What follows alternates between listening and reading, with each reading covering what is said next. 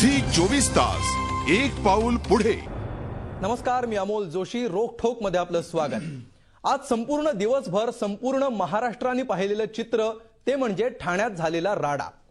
ठाण्यामध्ये शिवसेनेने काँग्रेसचा हात अलगद हातात घेतला आणि विरोधी पक्षनेतेपद काँग्रेसला बहाल केलं।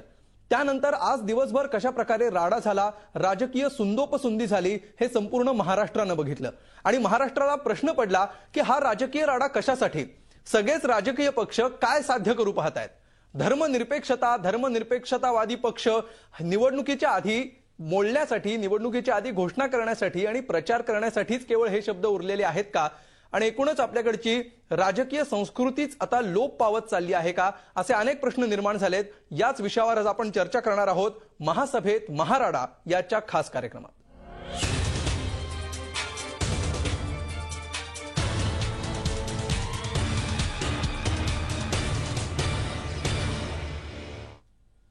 या विषयावर चर्चा सुरुवात करण्यापूर्वी आपण बघूया की आज दिवसभरात काय घडलं याबाबतचा खास रिपोर्ट। हा राडा, ही हाणामारी, हा गोंधळ सुरू आहे ठाणे महापालिकेत। विरोधी पक्षनेते पदाच्या निवडीवरून शिवसेना आणि राष्ट्रवादीत पेटलेल्या संघर्षाची परिणती महापालिकेच्या महासभेत पाहायला मिळाली। गुरुवारी शिवसेनेनं काँग्रेसच्या मनोज शिंदेंना विरोधी पक्षनेतेपद दिल्याची घोषणा केली आणि राष्ट्रवादी शिवसेना संघर्षाची ठिणगी पडली। या सगळ्या वातावरणात महासभेत राष्ट्रवादी आणि शिवसेनेत असा राडा झालाच, पण तिकडे काँग्रेस आणि राष्ट्रवादी आघाडीतही जुंपली। जर आम्हाला भाजप शिवसेनेबरोबर युती करायची असती तर अगदी 99 मध्येच राष्ट्रवादी काँग्रेसचा मुख्यमंत्री आज अखेर झाला असता आणि राहिला असता। पण आम्ही मुख्यमंत्री पदाला जिथं महत्व दिलं नाही, मुख्यमंत्री पदापेक्षा धर्मनिरपेक्षतेला, महाराष्ट्राच्या सेक्युलरिझमला, महाराष्ट्राच्या पुरोगामीपणाला आम्ही महत्व दिलं। धर्मनिरपेक्षतेची भूमिका सांगणाऱ्या काँग्रेसने मात्र आता आपण किती धर्मनिरपेक्ष राहिलोय आणि किती जातीयवादी आणि धर्मांध पक्षाच्या गळ्यातले ताईत बनलोय याचा अंतर्मुख होऊन विचार त्यांनीच करावा। जिल्हा परिषदात राष्ट्रवादीनं दगा दिल्याचा वचपा ठाण्यात काढून काँग्रेसनं परतफेड केली। लेखी स्वरूपामध्ये मधुकररावजींचं पत्र माझ्याकडे आहे की ज्या ठिकाणी संख्या जास्त असेल त्या पद्धत करू। एकदा ठरवल्यानंतर, बसून बैठकीमध्ये सगळे प्रमुखांनी ठरवल्यानंतर, लेखी स्वरूपामध्ये राष्ट्रवादीनं पत्र मला पाठवल्यानंतर की असं असं ठरलेलं आहे आणि त्याच्यानंतर ज्या काही घटना घडल्यात निश्चितच त्या ठिकाणचे कार्यकर्ते आम्हाला जाब विचारतात। राष्ट्रवादीचे नेते निर्वाणीची भाषा करत असले तरी सत्तेसाठी एकत्र आलेल्या दोन्ही काँग्रेस ठाण्याच्या विरोधी पक्षनेते पदावरून राज्याची सत्ता घालवतील असं दिसत नाही। तुझं माझं जमेना आणि तुझ्या वाचून करमेना असंच आजवर होत आलंय। यावेळीही काही वेगळं होण्याची शक्यता दिसत नाही, पण वेळ आली तर शिवसेना भाजपशी हातमिळवणी करायला काँग्रेस आणि राष्ट्रवादी दोघंही मागपुढे पाहत नाहीत, हेच यातून पुन्हा एकदा सिद्ध झालंय। झी 24 ताससाठी ठाण्याहून कपिल राऊतसह दीपक भातुसे, मुंबई। आणि या विषयावर चर्चा करण्यासाठी आपल्या स्टुडिओमध्ये आहेत विरोधी पक्षनेते ठाण्याचे मनोज शिंदे। मनोजजी, स्वागत तुमचं या चर्चेमध्ये। त्याचबरोबर राष्ट्रवादी काँग्रेसचे नगरसेवक आणि माजी विरोधी पक्षनेते नजीब मुल्ला सुद्धा आपल्या स्टुडिओमध्ये आहेत। आपल्या सोबत या चर्चेमध्ये राजकीय विश्लेषक आणि ज्येष्ठ पत्रकार मिलिंद बल्लाळ सुद्धा चर्चेमध्ये सहभागी होत आहेत। ठाणे जिल्ह्याचे उपप्रमुख शिवसेनेचे नरेश म्हस्केही या चर्चेमध्ये सहभागी होत आहेत आणि ठाण्यातून या चर्चेमध्ये राजकीय विश्लेषक, ज्येष्ठ पत्रकार आणि स्वतः जे ठाणेकर आहेत ते सोपान बोंगाणे सुद्धा या चर्चेमध्ये सहभागी होणार आहेत। आपण चर्चेला सुरुवात करूया मनोज शिंदे यांच्यापासून। मनोजजी, तुम्ही एक प्रकारे या सगळ्या जे 2 दिवस नाट्य चाललंय त्याचे तुम्ही नायक आहात।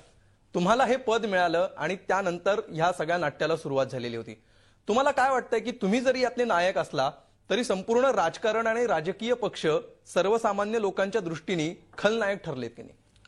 नाही, मुळात मी नायक आहे किंवा खलनायक आहे अशा प्रकारची या ठिकाणी विश्लेषण करणं चुकीचं राहील। कारण काय आहे की तुम्हीच नायक आहात। मी तेच तुम्हाला मी तुम्हाला डायरेक्टर नाही म्हटलं, तुम्ही नायक आहात। नायक आज दिवसभर तुम्ही सगळ्या चॅनलवर झळकत आहात, दिवसभर आमच्याकडे सुद्धा तुमचे फोन सुरू आहेत, म्हणून मी तुम्हाला नायक। सत्य परिस्थिती तुम्हाला सांगणं गरजेचं आहे मला।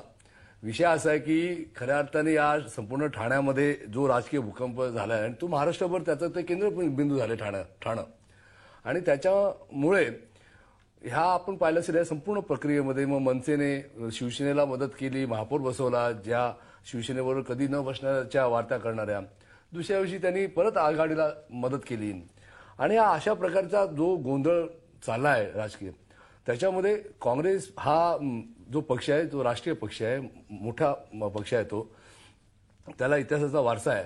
आणि मग अशा प्रत्येक पक्षाने हेतू साधण्यासाठी जर काँग्रेसचा वापर करावा अशा प्रकारचं जर चित्र असेल तर काँग्रेस पक्षाने स्वतंत्र पक्ष स्थापन म्हणजे तुम्हाला असं म्हणायचं का की मनसेनी जे केलं, शिवसेनेनी जे केलं त्याचाच पुढचा भाग म्हणून काँग्रेसनेही हे केलं? नाही, आम्ही तसं केलंच नाही. आम्हाला स्वतः नाही, स्वतंत्र तुम्ही ही दोन उदाहरणं देऊन समर्थन करताय तुमचं. समर्थन अजिबात करत नाही. मी तुम्हाला म्हणतो की हे गढूळ राजकारणामध्ये आमचं स्वतःचं स्वातंत्र्य हे आम्हाला बाधित ठेवणं गरजेचं आहे. कारण उद्या कुठलाही पक्ष, राष्ट्रवादी असू दे, शिवसेना असू दे, मनसे असू दे, कुठल्या थराला जाईल, कुठल्या विषयाला जाईल, चुकीच्या डेव्हलपमेंटसाठी जाईल किंवा डेव्हलपमेंटला विरोध करेल, तर त्यावर आमची भूमिका त्यांच्याबरोबर का असावी? आपण स्वतःचं व्यक्तिगत मत असावं. आपण अगदी थेट मुद्द्यावर येऊया. असे संकेत आहेत जे आजपर्यंत पाळले गेलेले आहेत की सत्ताधारी पक्ष सोडून सर्वात अधिक ताकद असलेला, सर्वात जास्त संख्याबळ असलेला जो पक्ष आहे त्याच्याकडे विरोधी पक्षनेतेपद जातं. हे आतापर्यंतचे कन्व्हेन्शन, ज्याला संकेत म्हणतो, असे आहेत. हे संकेतच तुम्हाला मान्य नाही आहेत का? नाही, असं असेल तर मग त्याच आघाडीमधले आम्ही सदस्य आहोत आणि आम्ही त्या सदस्य, आमचा अधिकार आहे विरोधी पक्ष नेत्याचा. त्याची मागणी आमच्या प्रांताध्यक्षांनी, आमच्या गटनेत्यांनी. नाही, हे संकेत आघाडीबाबत नाही आहेत, हे पक्षाबाबत आहेत. पक्षाबद्दलच म्हणतोय मी. ज्या आघाडीमध्ये जर आम्ही आहोत, आज देखील ती आघाडी वेगळी झाली नसेल तर त्या तुम्हाला म्हणायचं की काँग्रेसला मिळालं काय आणि राष्ट्रवादीला मिळालं काय? म्हणजे याचा राष्ट्रवादीला राग याचं कारण नव्हतं? काहीच कारण नाहीये राष्ट्रवादीला राग यायचं. मला वाटत नाही की त्यांना राग देखील आला असेल. हा वाद तुम्ही बघा, शिवसेना आणि राष्ट्रवादीचा वाद आहे. याच्यामध्ये काँग्रेस पक्षाची म्हणजे काँग्रेस सदस्य त्या ठिकाणी मारामारीला काँग्रेसकडे विरोधी पक्षनेतेपद गेलं, याचा राग आलाच नाही राष्ट्रवादीला असं तुम्हाला वाटतंय? नाही, मी त्या ठिकाणी गेलो होतो, मला सहकार्य झालं व्यवस्थित आणि त्या ठिकाणी मी माझं स्वागत देखील झालं चांगल्या प्रकारे. काही प्रॉब्लेम? अगदी. नजीरजी, तुम्हाला नाही राग आलाय राष्ट्रवादीचा?